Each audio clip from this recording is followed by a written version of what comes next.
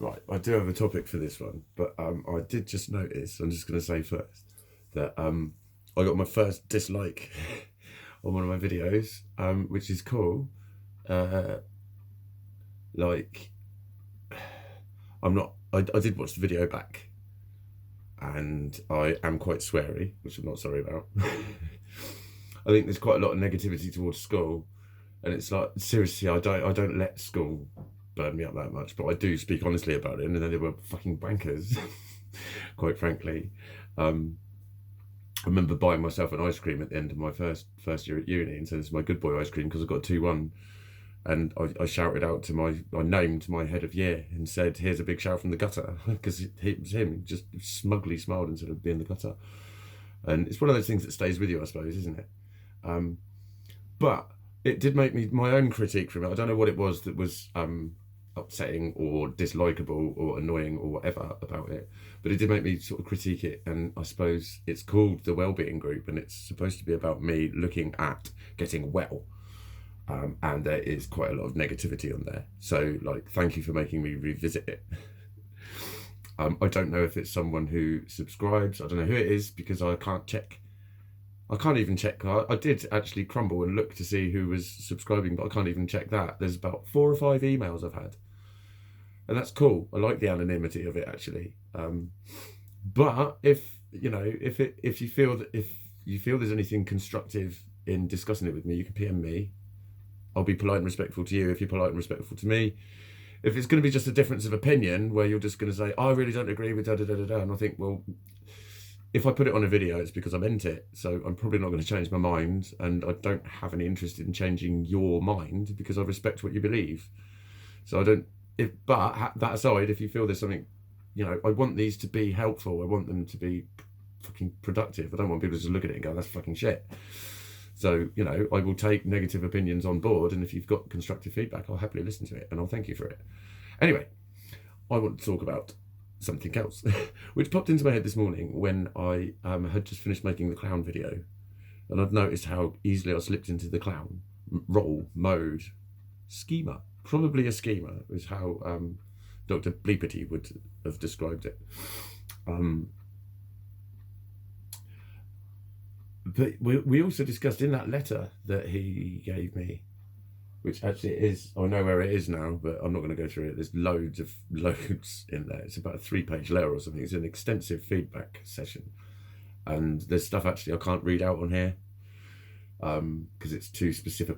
But anyway, we discussed how things that I had been sort of compartmentalizing within myself as like my inner child and my inner woman, or my womanly Mikey, or my female me, or the fucking beautiful bitch within. He actually wrote about her.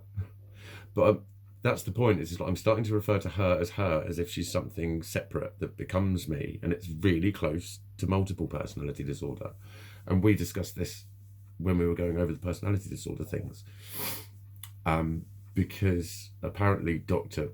Bloopity had first said about a mixed personality disorder, which is different to multiple. But they do, and one of them involves multiples of the personality disorders, which was my graph, and that's why he felt it might be mixed personality disorder, which is a ICD-10 diagnosis. Sorry.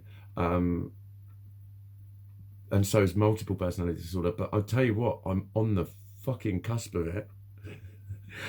And that's kind of okay. Like, at the same conversation with Dr. Bleepity, we talked about voices.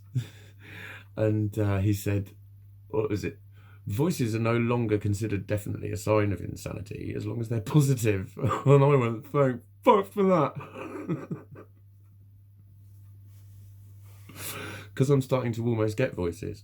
But I've had the psychotic voices. I know what they are too. I've had that in my life, which is another one of my indicators towards schizotypal personality disorder. It was alcohol-induced, drug-induced, antidepressant-induced. Smashing them. Dithiopin, old school antidepressants. Fucking doctor gave me a bottle of them. Yeah, but that was mad. I ended up with a 4-foot spirit level behind my fucking head, crouched in my boxer shorts because I thought my door was about to be beaten down. And that was when I'd stopped drinking. I was having a night because I'd had a mad weekend, and I was like, oh, fuck it. I was hungover on Sunday night, sort of thing. I was like, I just need to go to bed, and that's when all the shit started. And I was awake all night, fucking with that. So I've had that too, but that's not the voices I get now. That's that line between spirituality and mental insanity that I've kind of touched on before. But it's very prevalent. It's very there. But I find them therapeutic. You know, watching for the clown is part of, you know, what I want to be. Some of my approach towards this treatment program that I'm being offered, you know, it's like, it's what I've got. I can't make it any bigger than it is. I can't make it any better than it is. I can only maximize what's available. And I know if I was the clown, I would become School Mikey. And maybe that's why I became School Mikey in that video. And I got fucking annoyed with them all. And that sort of shit started coming out. But that would mean that I would then be poo-pooing the fucking things, you know what I mean? And having that smug fucking attitude and going, oh my God, I could even take this group better than you. And shit like that would start happening. And then I would be one of those people that was walking around saying, oh yeah, they gave me a diagnosis. They gave me 6 weeks of group work where it was just fucking bollocks. And then the second week they were late anyway and rah, rah, rah. And then that was it. I was told bye-bye. And I just think, well, I saw similarities to rehab, like when I went through rehab, and you'd see people who came there, and I was one of the ones with a bit of a fucking attitude all the time. I walked out of one of the, it was before I'd really discovered my creativity, and I thought it was all fucking bollocks, mate. And we were told to draw a feeling. We were told to draw a feeling in a fucking head, and then she went, there's some crayons. She actually said crayons. She said, there's some crayons and colours and paints, and I was like, what am I, 9? Fucking what? And I hobbled out the room. And apparently she said, hang on, where's Mikey gone? And one of my peers went, I don't know, you haven't got very fucking far though, has he? Because I broke my leg at the time. But I also saw there was a woman who was going through the workbooks, and she had a fucking lever arch file. And she, you know, we had to write a diary sheet every night.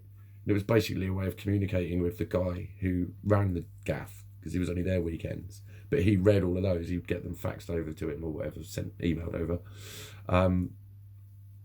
But she'd write 3 or 4 pages. She was doing it, and, you know, she was fucking dedicated. And you think, well, that's who I want to be. I want to be that student. I want to be that student.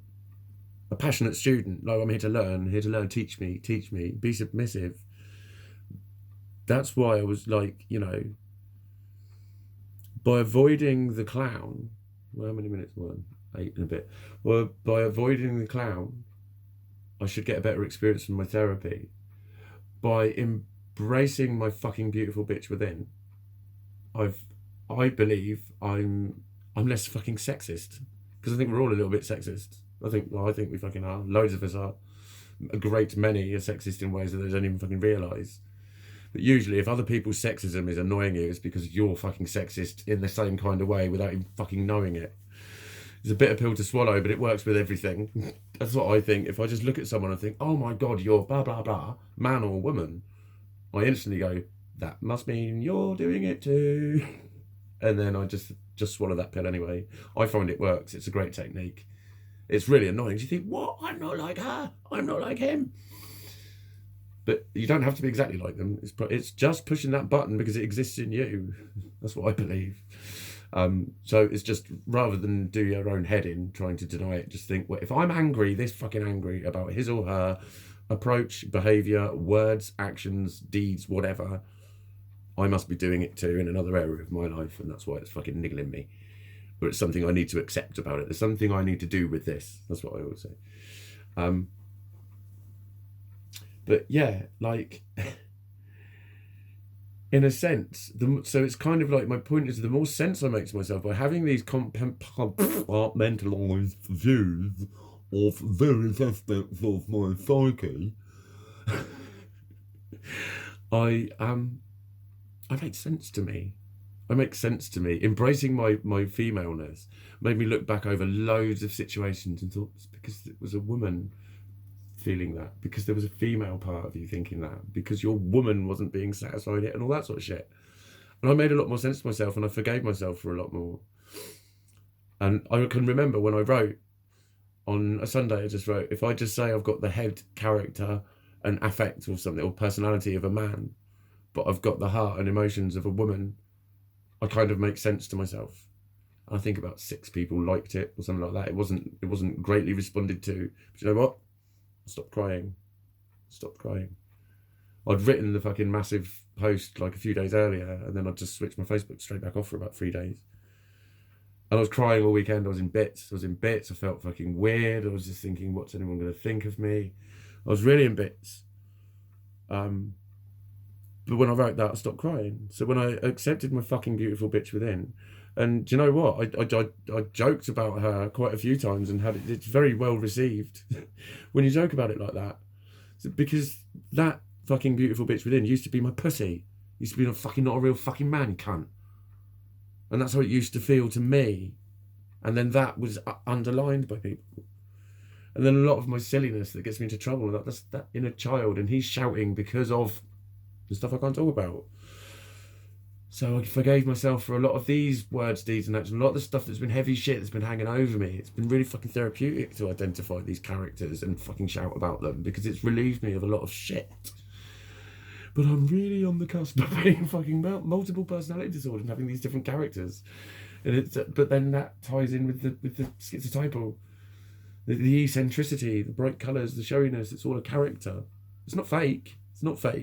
It's a coping strategy though, of sorts. It's a fucking lush one. It's delicious. But I would say that because I'm a fucking narcissist, and there's something wrong with me. So anyway, yeah. Sorry to that person if I really did piss you off. This is not what I'm about. I will chat to you if you want to chat. If not, you might not even be here. For all I know, you're a random that stumbled across it and just thought that's a pile of shit and moved on. And if that's the case, that's cool too. But I thought I'd at least mention it. You know, other people would say, well, mate, if you're getting dislikes, that means you're getting something right. So yeah, I'm not totally fucking about it, but I just thought I'd mention it. And mention how my tendency towards multiple personality disorder. What I'm saying is I can really clearly see how I could start to become them and identify much more strongly with them and express much more strongly as them. That's what I'm saying. And that, you know, it's something that I have found therapeutic and beneficial and helped me start to accept some of the deep-seated shit that I didn't even know was going on.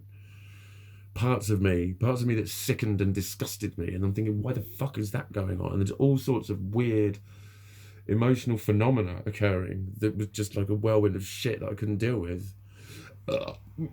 See? And that started happening. I remember people saying to me, every time I spoke about certain subjects, I'd start burping. Because it fucks my body up, it fucks my whole appetite up, it fucks up, I'll start getting heartburn and shit. So lose the clown and do the therapy and get well, because I want to get well.